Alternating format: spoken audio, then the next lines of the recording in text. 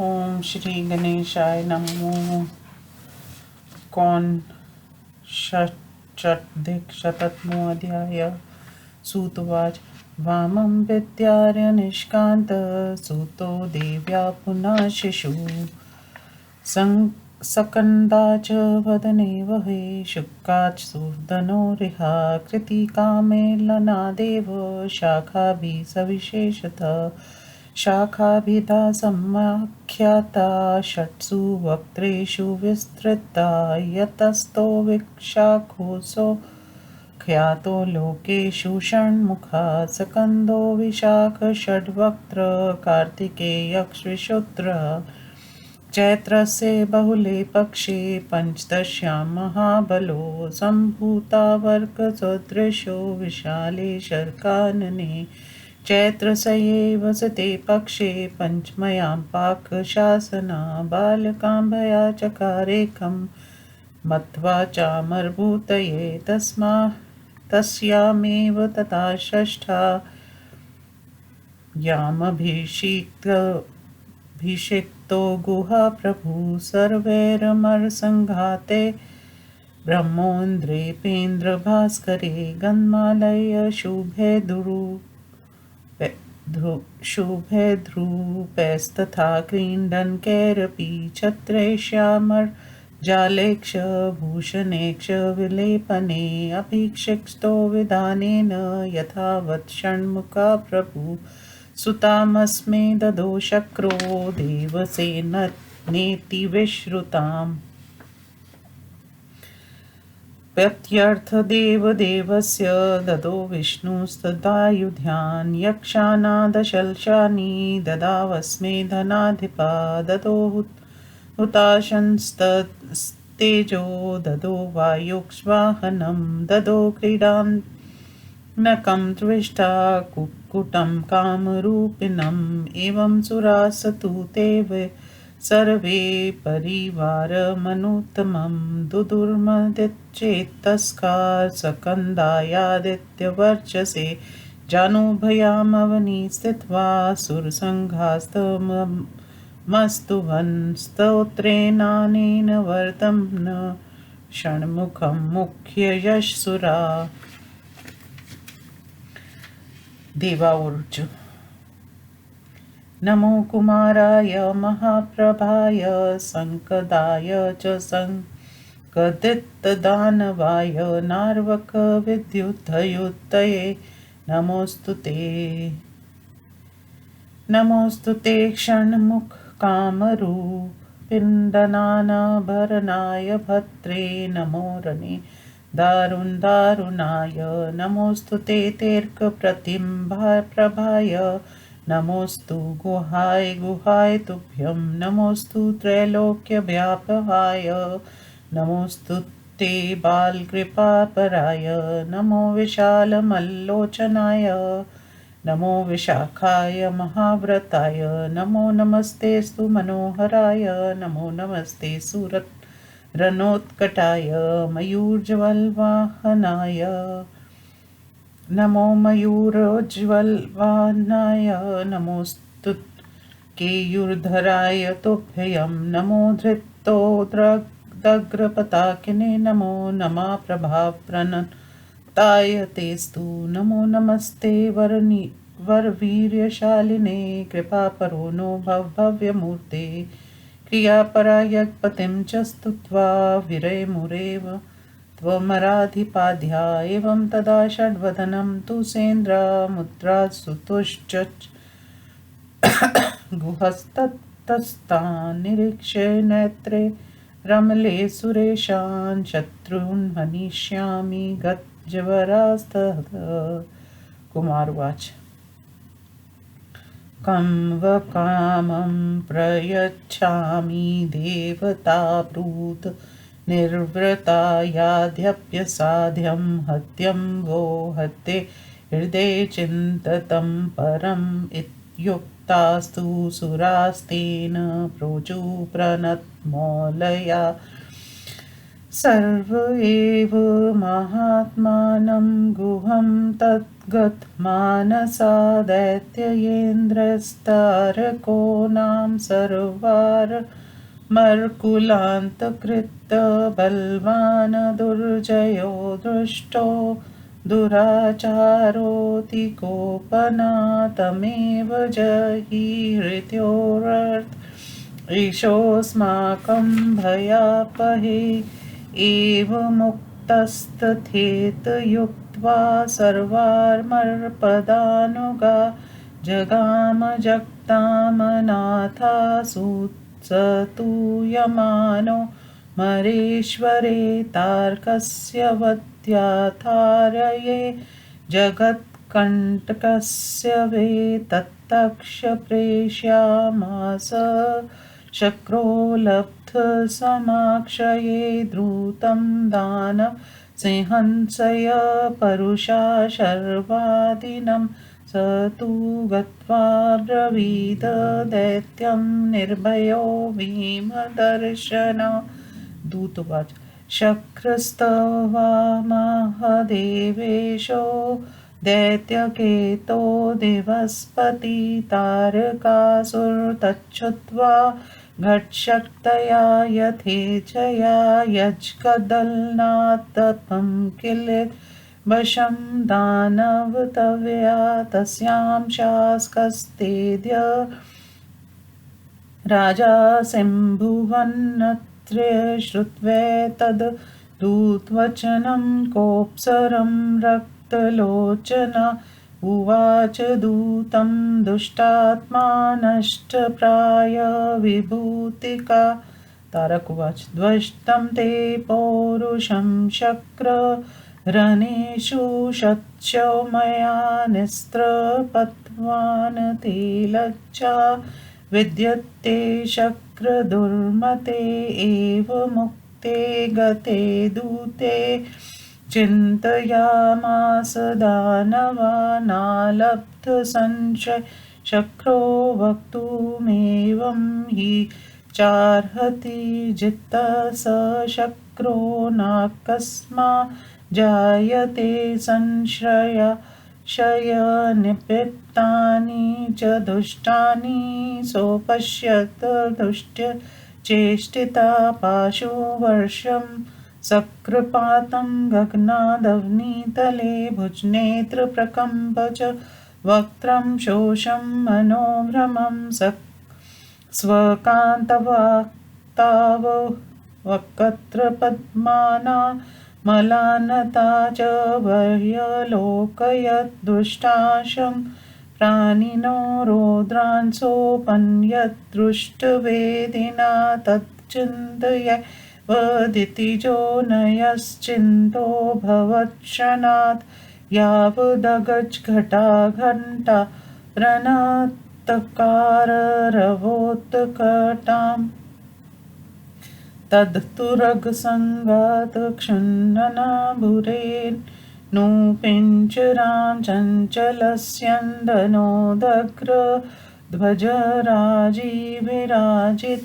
विमाने क्षाद भूताकारे क्षलिता मर्चामरेतां भूषन्निभृताचं किन्निरोग गीतनादितां नानानाकतरुत्फुल्लकुसुमापीडधारिणीं विकोशास्त्र परिष्कारां वर्मनिर्मलदर्शनं बन्ध्योदघुष्टस्तुतिर्वां नानावाद्यानीनादितां सेनानाक्सदां दैत्यप्रासादस्थोऽवलोकयत् चिन्तयामास स तदा किञ्चिद्भ्रान्तमानसा अपूर्वको भवेद् योधायो मया न विनिर्जिता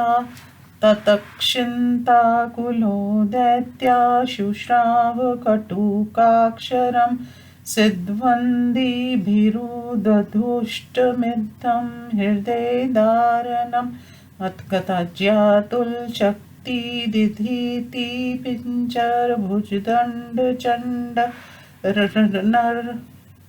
चंडर नरभसा सुखद कुमुद कानन विकासे नींदो कुमार जय तेज गुलमहोद दिव्य वानलक्षण मुख मधुर्व मयूर रथ सुरमुकुट कोटि घटित चरण खांड कुर्महासन जल ललित चूड़ कलाल्पव पनवमिलदल कमल कांत दैत्य वशन वंशुद सहदावानल जय विशाख विभयो जय सकल लोक तारक जय देव सेना नायक सकंद जय गौरी नंदन घंटा प्रिय प्रिय विशाख विभो धृत पताक प्रकीर्ण पटल कनक भूषण भासुर दिनकर छाय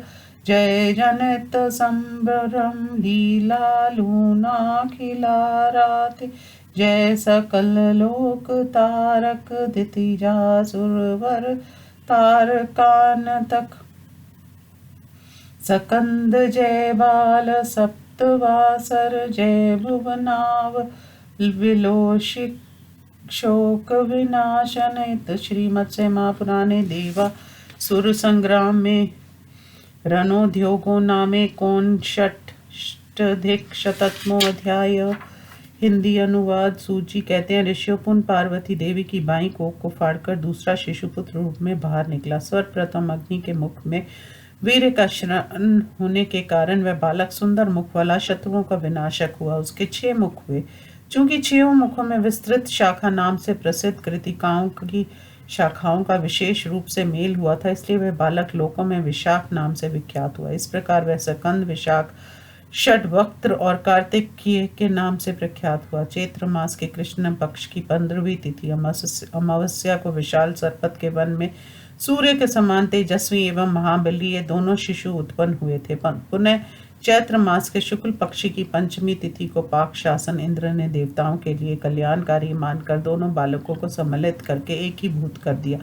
उसी मास की षष्ठी तिथि को ब्रह्मा, इंद्र, विष्णु, सूर्य आदि सभी देव समूहों द्वारा सामर्थ्यशाली गुरुदेव सेनापति के पद पर अभिषिक्त किए गए। उस समय चंदन, पुष्पमाला, मांगलिक, धूप, खिलौना, छत्र, चंवर, समूह, आभूषण और अडंग राग द्वारा भगवान षणमुख का विधि पूर्वक यथावत अभिषेक किया गया था। इंद्र ने देव सेना नाम से विख्यात कन्या को उन्हें पत्नी रूप में प्रदान किया। भगवान विष्णु ने देवाधिदेव गुहों को अनेकों आयुध समर्पित किया। कुबेर उन्हें 10 लाख यक्ष प्रदान किया। अग्नि ने तेज दिया। वायु ने वाहन समर्पित किया। तो वष्ठा ने खिलौने तथा स्वेच्छानुसार रूप धारण करने वाला एक मुर्गा प्रदान किया। इस प्रकार उन सभी देवताओं ने प्रसन्न मन से सूर्य के समान तेजस्वी सकंद को सर्वश्रेष्ठ परिवार प्रदान किया। तत्पश्चात प्रधान देवताओं के समूह पृथ्वी पर घुटने टेक कर उन वरदायक षणमुख की निम्नाकित स्तोत्र द्वारा स्तुति करने लगे। देवताओं ने कहा, कामरूप षणमुख, आप कुमार महान तेजस्वी शिव तेज से उत्पन्न और दानवों का कचूमर निकालने वाले हैं। आपकी शरीर कांति उदयकालीन सूर्य एवं बिजली की सी है। आपको हमारा बारंबार नमस्कार प्राप्त हो। आप नाना प्रकार के आभूषणों से विभूषित जगत के पालन करता और रणभूमि में भीषण दानवों के लिए अत्यंत भयंकर हैं। आपको प्रणाम है। सूर्य सरी की प्रतिभाशाली आपको अभिवंदन है। गुहा रूप वाले आप गुहु को हमारा नमस्कार है। त्रिलोकी के भय को दूर करने वाले आपको प्रणाम है। कृपा करने में तत्पर रहने वाले बाल रूप आपको अभिवादन है। विशाल एवं निर्मल नेत्रों वाले आपको नमस्कार है। महान व्रत का पालन करने वाले आप विशाख को प्रणाम है। सामान्यतः मनोहर रूपधारी तथा रणभूमि में भयानक रूप से युक्त आपको बारंबार अभिवादन है। उज्जवल मयूर पर सवार होने वाले आपको नमस्कार है। आपके यूरधारी को प्रणाम है। अत्यंत ऊंचाई पर फहराने वाले पताका को धारण करने वाले आपको अभिवादन है। प्रणत जनों पर प्रभाव डालने वाले आपको नमस्कार है। आप सर्वश्रेष्ठ पराक्रम से संपन्न है। आपको बारंबार प्रणाम है। मनोहर रूप धारण हम लोगों पर कृपा कीजिए। इस प्रकार देवराज इंद्र आदि सभी क्रिया परायण देवगण जब हर्षपूर्वक यजपति षडानन की स्तुति करके चुप हो गए, तब परम प्रसन्न हुए। घू अपने निर्मल नेत्रों से उन सुरुक्षों की ओर निहार कर बोले, देवगण मैं आप लोगों के शत्रुओं का संहार करूंगा, आप लोग शोक रहित हो जाएं। कुमार ने पूछा, देवगण आप लोग निसंकोच बतलाएं कि मैं आप लोगों की कौन सी अभिलाषा पूर्ण करूं। वह उत्तम अभिलाषा जिसे आप लोगों ने अपने हृदय में चिरकाल से सोच रखा है, यदि दुस्साध्य भी होगी तो भी मैं उसे अवश्य पूर्ण करूंगा। कुमार द्वारा इस प्रकार पूछे जाने पर सभी देवता उनके मनोकूल को हो सिर झुकाकर महात्मा घू से बोले, भय विनाशक घू, तारक नाम वाले दैत्येंद्र सभी देव कुलों का विनाश कर दिया। वह बलवान, दुर्जय, अत्यंत दुष्ट, दुराचारी और अतिशय क्रोधी। आप उसी का वध कीजिए, यही हम लोगों की हार्दिक अभिलाषा है। देवताओं द्वारा ऐसा निवेदन किए जाने पर घू ने तथैति कहकर उनकी प्रार्थना स्वीकार कर ली। तत्पश्चात वह जगन्नाथ घू दिव्यक्षरों द्वारा स्तुति किए जाते हुए संपूर्ण देवगणों के साथ जगत के कंटक स्वरूप तारक का वध करने के लिए प्रस्थित हुए। तदुपरांत सहायक उपलब्ध हो जाने पर इंद्र ने एक कठोर वचन बोलने वाले दूत को दैत्य सहित तारक के पास भेजा। वह भयंकर रूपधारी दूत दैत्यराज के पास जाकर निर्भय होकर बोला। दूत ने कहा, दैत्य केतु तारकासुर स्वर्ग के अधीक्षर देवराज इंद्र ने तुम्हें कुछ संदेश कहला भेजा है, उसे सुनकर तुम शक्ति पूर्वक स्वेच्छानुसार प्रयत्न करो। उन्होंने कहलाया है कि दानव जगत का विनाश करके तुमने जो पाप कमाया है, तुम्हारे उस पाप का शासन करने के लिए मैं प्रस्तुत हूँ। इस समय मैं त्रिभुवन का राजा हूँ। दूत की ऐसी बात सुनकर तारक के नेत्र क्रोध से लाल हो गए। उसकी विभूति प्राय नष्ट हो चुकी थी। तब उस दुष्टात्मन ने दूत से कहा, तारक बोला, इंद्र मैंने रणभूमि में सैकड़ों बार तुम्हारी पुरुषार्थ को देख लिया है। दुर्बुद्धि इंद्र, निर्लज होने के कारण तुम्हें ऐसा कहते हुए लज्जा नहीं आती। ऐसा उत्तर पाकर दूत के चले जाने पर दानवराज तारक विचार करने लगा कि किसी विशिष्ट की सहायता प्राप्त हुए बिना इंद्र इस तरह की बातें नहीं कह सकते, क्योंकि वे हमसे पराजित हो चुके हैं। पता नहीं अकस्मात उन्हें कहां से सहायता उपलब्ध हो गई है। इसी बीच उस दुष्ट चेष्टा वाले दानव को अनर्थ सूचक निमित्त दीख पड़े। उसी समय आकाश से भूतल पर धूल की वर्षा होने लगी और तथा रक्तपात होने लगा। उसकी भुजाएं और नेत्र कांपने लगे। उसका मुख सूख गया और उसके मन में घबराहट उत्पन्न हो गई। उसे अपनी पत्नियों के मुख कमल मलिन दीख पड़ने लगे तथा अनर्थ की सूचना देने वाले भयंकर दुष्ट प्राणियों के दर्शन हुए। किंतु इन सब का कुछ भी विचार न कर दैत्य तारक क्षण भर में ही चिंता रहित हो गया। इतने में ही अटालिका पर बैठे हुए दैत्य ने आती हुई देवताओं की सेना को देखा, जिसमें गज यूथों के बजते हुए घंटों का उत्कट शब्द हो रहा था। उसी प्रकार जो घोड़ों की टापों से पिसी हुई धूल से आच्छादित होने के कारण पीली दिख रही थी, तथा चलते हुए रथों पर ऊपर फहराते हुए ध्वज समूहों ढुलाए जाते हुए देवताओं के जानवरों और अद्भुत आकार वाले विमानों से सुशोभित थी, जो आभूषणों से विभूषित, किन्नरों के गान से निनादित, नाना प्रकार के स्वर्गीय वृक्षों के खिले हुए पुष्पों को मस्तक पर धारण करने वाले सैनिकों से युक्त, मयान रहित शस्त्रास्त्रों से परिष्कृत और निर्मल कवचों से युक्त थी, जिसमें निधियों द्वारा गाई जाती हुई स्तुतियों के शब्द सुनाई पड़ रहे थे और जो नाना प्रकार के बाजों से निनादित हो रही थी। उसे देखकर तारका का मन कुछ उद्भ्रांत हो उठा। तब वह विचार करने लगा कि ये कौन अपूर्व योद्धा हो सकता है जिसे मैंने पराजित नहीं किया। इस प्रकार वह दैत्य जब चिंता से व्याकुल हो रहा था, उसी समय उसने सिद्धवंतियों द्वारा गाई जाती हुई ये कठोर अक्षरों वाली एवं हृदय विदारिणी गाथा सुनी। कुमार, अप्रमेय यह शक्ति की किरणों से आपका वर्ण पीला हो गया। आप अपने भुज दंडों से प्रचंड युद्ध का दृश्य उत्पन्न करने देने वाले भक्तों के लिए सुखदायक कुमुदिनी के वन को विकसित करने के लिए चंद्रमा और दैत्य कुल रूप से महासागर के लिए वडवान नल के समान है। आपकी जय हो। क्षणमुख मधुर शब्द करने वाला मयूर आपका वाहन है। आपका सिंहासन देवताओं के मुक्तों की कोर से संघटित चरण नखों के अंकुर से सुशोभित होता है। आपका रुचिर चूड़ा समूह नूतन एवं निर्मल कमल दल के सम्मेलन से सुशोभित होता है। आप दैत्य वंश के लिए दुस्सह दावान नल के समान है। आपकी जय हो। ऐश्वर्यशाली विशाख आपकी जय हो। आप संपूर्ण लोगों का उद्धार करने वाले हैं, आपकी जय हो। देव सेना की नायक की जय हो। सकंद आप गौरी नंदन और घंटा के प्रेमी है। ऐश्वर्यशाली प्रिय विशाख आप हाथ में पताका समूह धारण करने वाले हैं और आपकी छवि स्वर्ण में आभूषण धारण करने से सूर्य के समान चमकीली है।